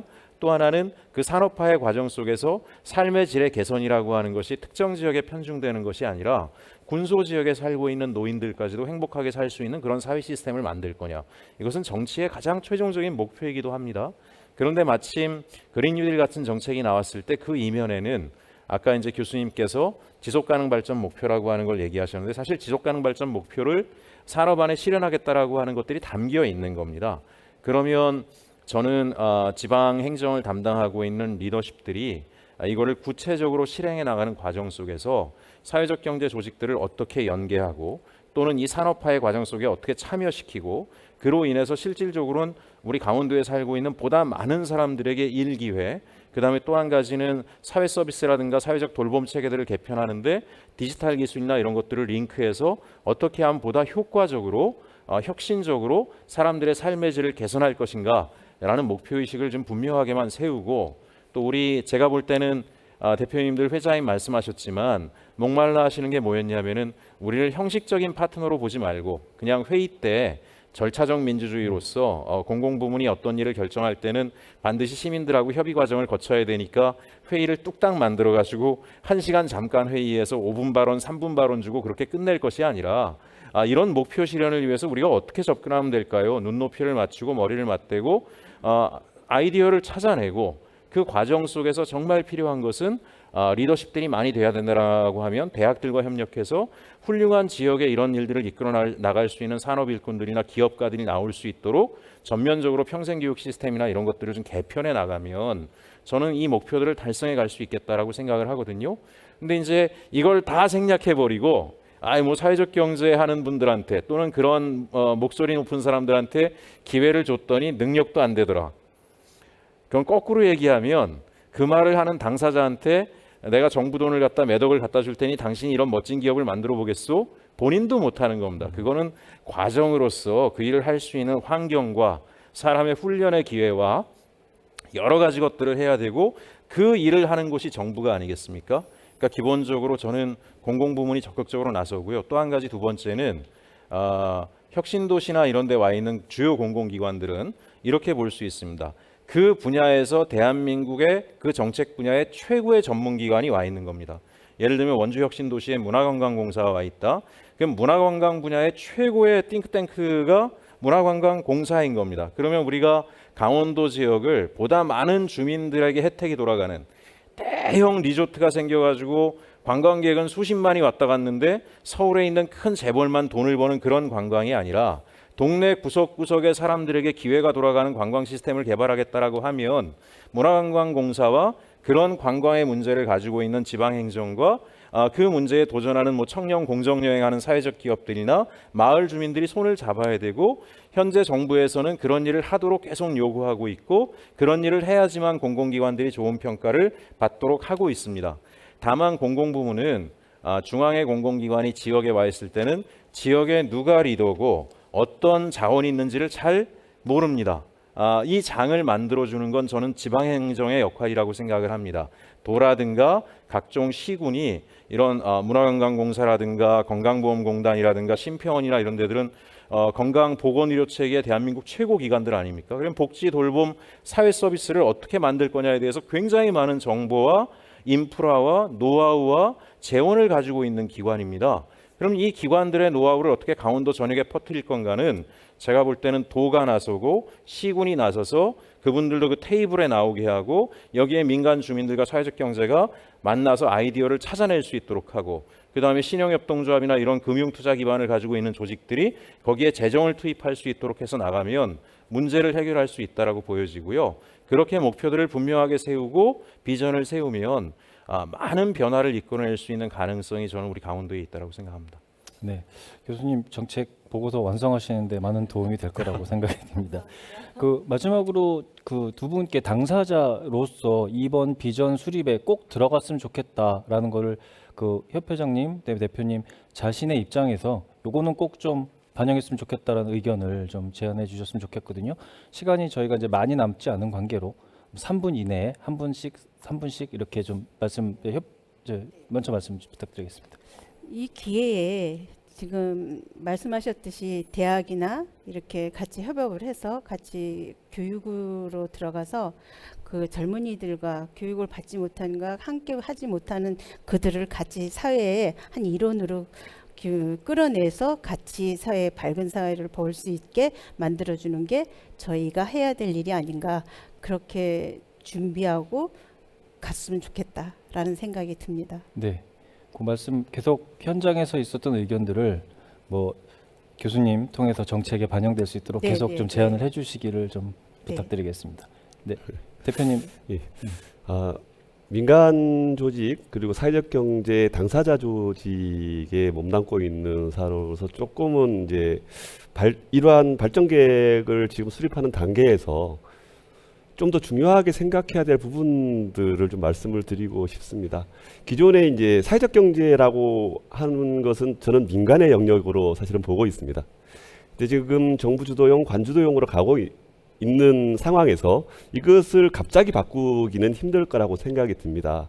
근데 지금 저희가 우리들이 몸소 느끼는 것보다 더 빨리 변화가 이루어질 수도 있겠다. 사회적 경제 3법이 이번 국회에서 만약 통과되면 그 안에는 아주 구체적인 내용들이 담아져 있거든요.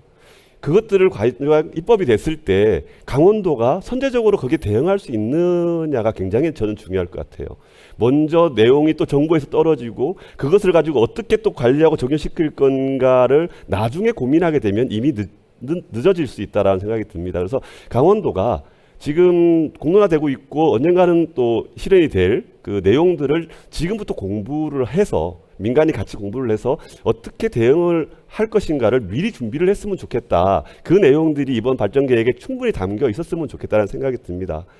꼭 민간이 주도적으로 무언가를 해야 되니까 관에서 하는 영역들을 민간으로 달라가 아니라 민간과 같이 고민했을 때만이 사회적 경제와 사회적 가치를 잘 발현시킬 수 있다라는 그러한 인식 개선을 좀 가졌으면 좋겠고, 저희 당사자 조직에서도 그러한 사회적 기업가들이 잘 양성될 수 있도록 저희가 연대하고 협력하고 네트워킹해서 인식을 변화시키고, 그리고 시민들의 인식도 변화시키는 데 주도적인 역할을 할 것을 저희도 약속을 드릴 테니까 행정에서도 관에서도 민간을 실질적인 파트너로 인식해 주시고, 지원의 대상보다는 같이 해야 될 혁신의 주체로 인식을 해 주셨으면 좋겠습니다. 네, 말씀 감사합니다. 교수님께 총정리 발언 기회를 드릴 건데요. 그 전에 이 포럼을 맡고 그 발언 교수님 정리 끝나고 나서 저희가 이제 여쭤볼 것들이 우리가 마주한 새로운 세상 함께 만들어갈 특별한 내일이 이번 주제였거든요. 그래서 각자 본인의 입장에서 강원도 사회적 경제의 특별한 내일을 그려본다. 나에게 강원도 사회적 경제의 내일은 한마디로 하는 걸 이따 한 번씩 질문을 드릴 거거든요. 마음의 준비하고 계시고요.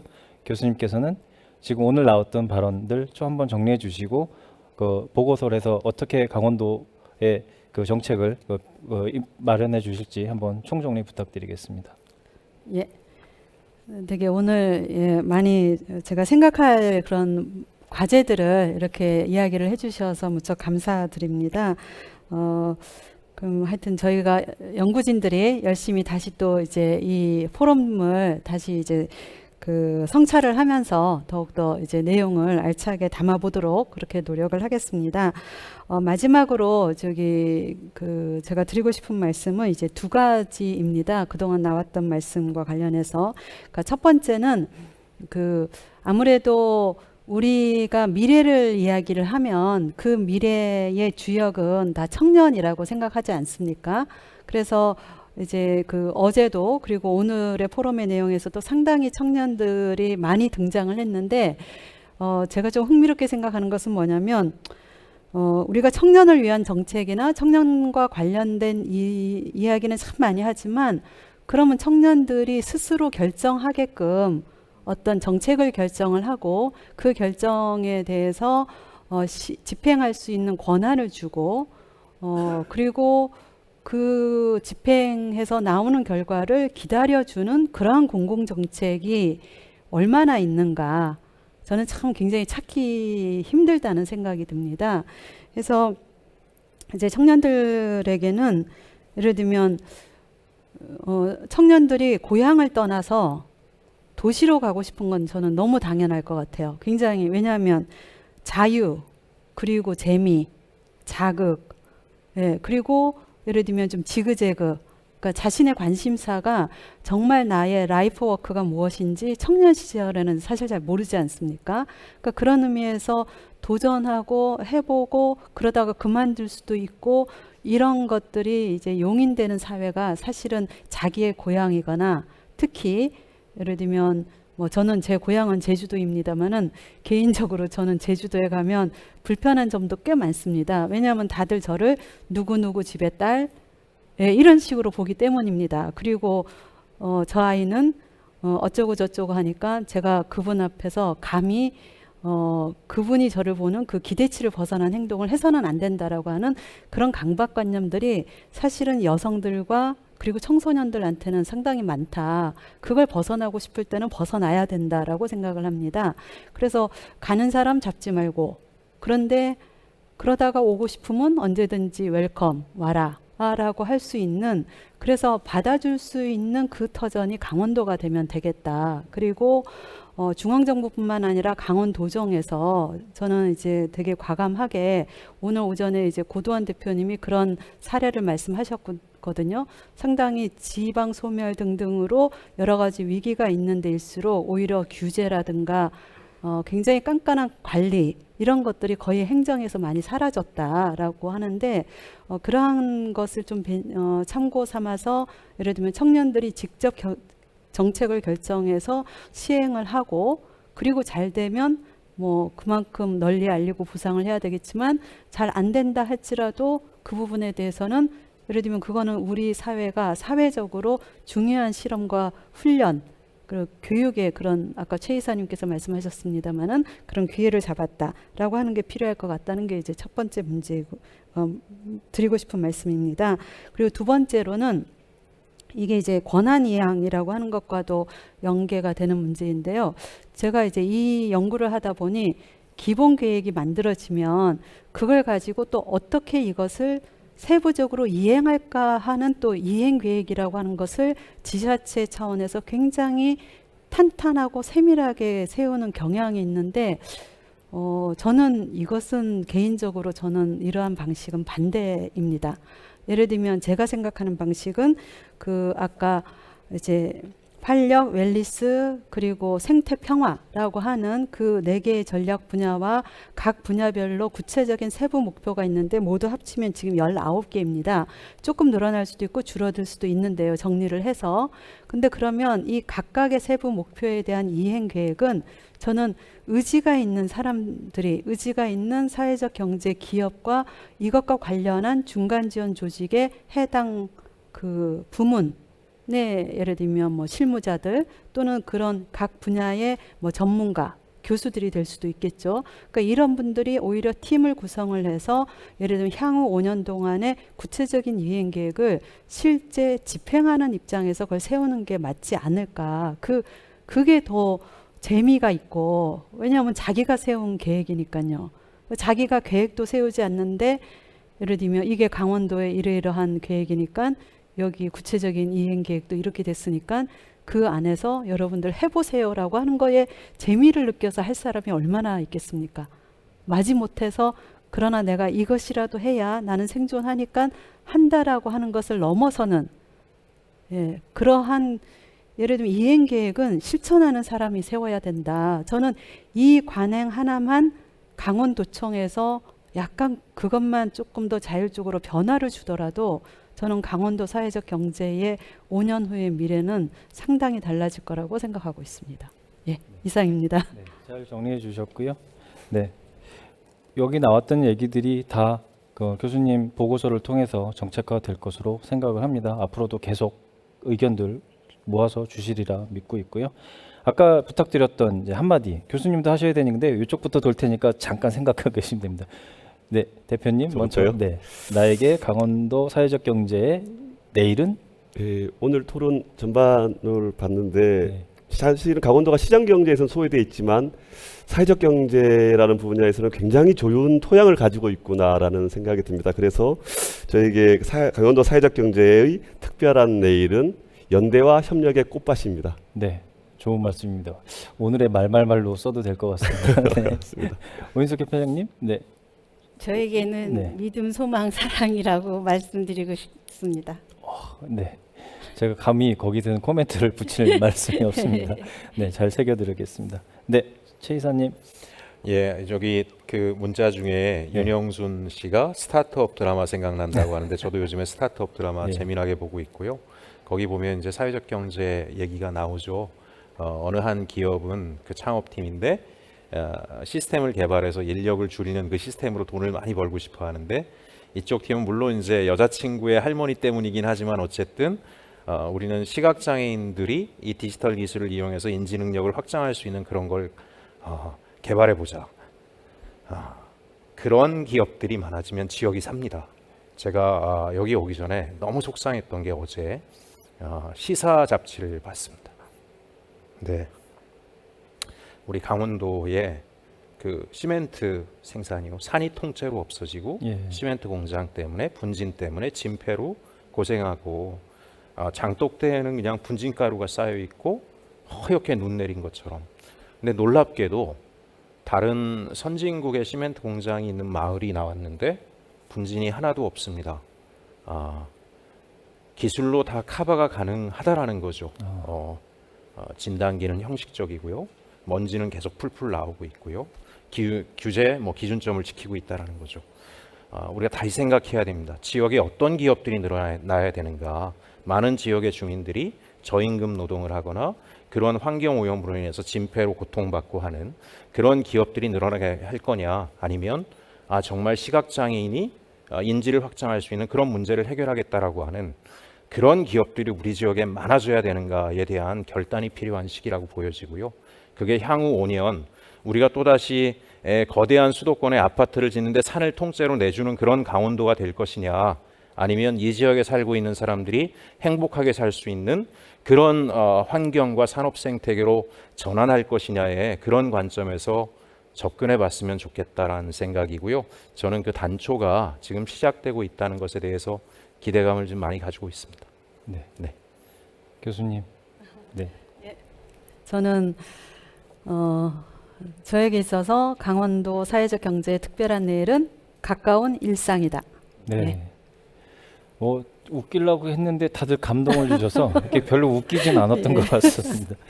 뭐 저도 한번 여기서 이제 약간 한 발짝 끼면 이제 저는 다시 그러니까 오는 사람 안 막는다 그러셔서 언젠가 오게 되지 않을까. 근데 언젠가가 곧일 것 같습니다. 그래서 예, 돌아오는 제가 다시 돌아올 거. 저는 원래 횡성에서 좀 살았었거든요. 그래서 저의 미래라고 저는 정리를 한번 해보면서 이제 마무리를 하도록 하겠습니다. 네, 이제 19일, 20일 양일간 열렸던 2020 강원도 사회적 경제 종합 포럼을 마무리할 시간입니다. 이번에 다뤘던 생태, 웰리스, 평화 그리고 활력은 비단 사회적 경제에서만 다뤄야 될 얘기는 아니라고 생각이 됩니다. 우리 삶 전체를 아우르는 키워드라고 생각이 되고요. 그 부분을 먼저 강원도에서 다음 계획에서 넣고 뭔가 모범을 보여주시라고 생각을 합니다. 올해 특히 이제 코로나19로 다 고생을 하셨고 뭐 그동안에 겪지 못했던 초유의 사태들을 겪어갔는데요. 네. 앞으로 이제 모든 사회가 이번 일을 계기로 해서 사회 뭔가 뭐 발전, 그냥 발전을 위한 발전이 아니라 사회의 어떤 특정한 기능, 그다음에 사회 구성원들을 생각하는 그런 발전이어야 된다고 생각하고 그 중심에는 사회적 경제가 계속 자리 잡고 있으면서 리딩해 갈 거라고 좀 믿어 의심치 않습니다.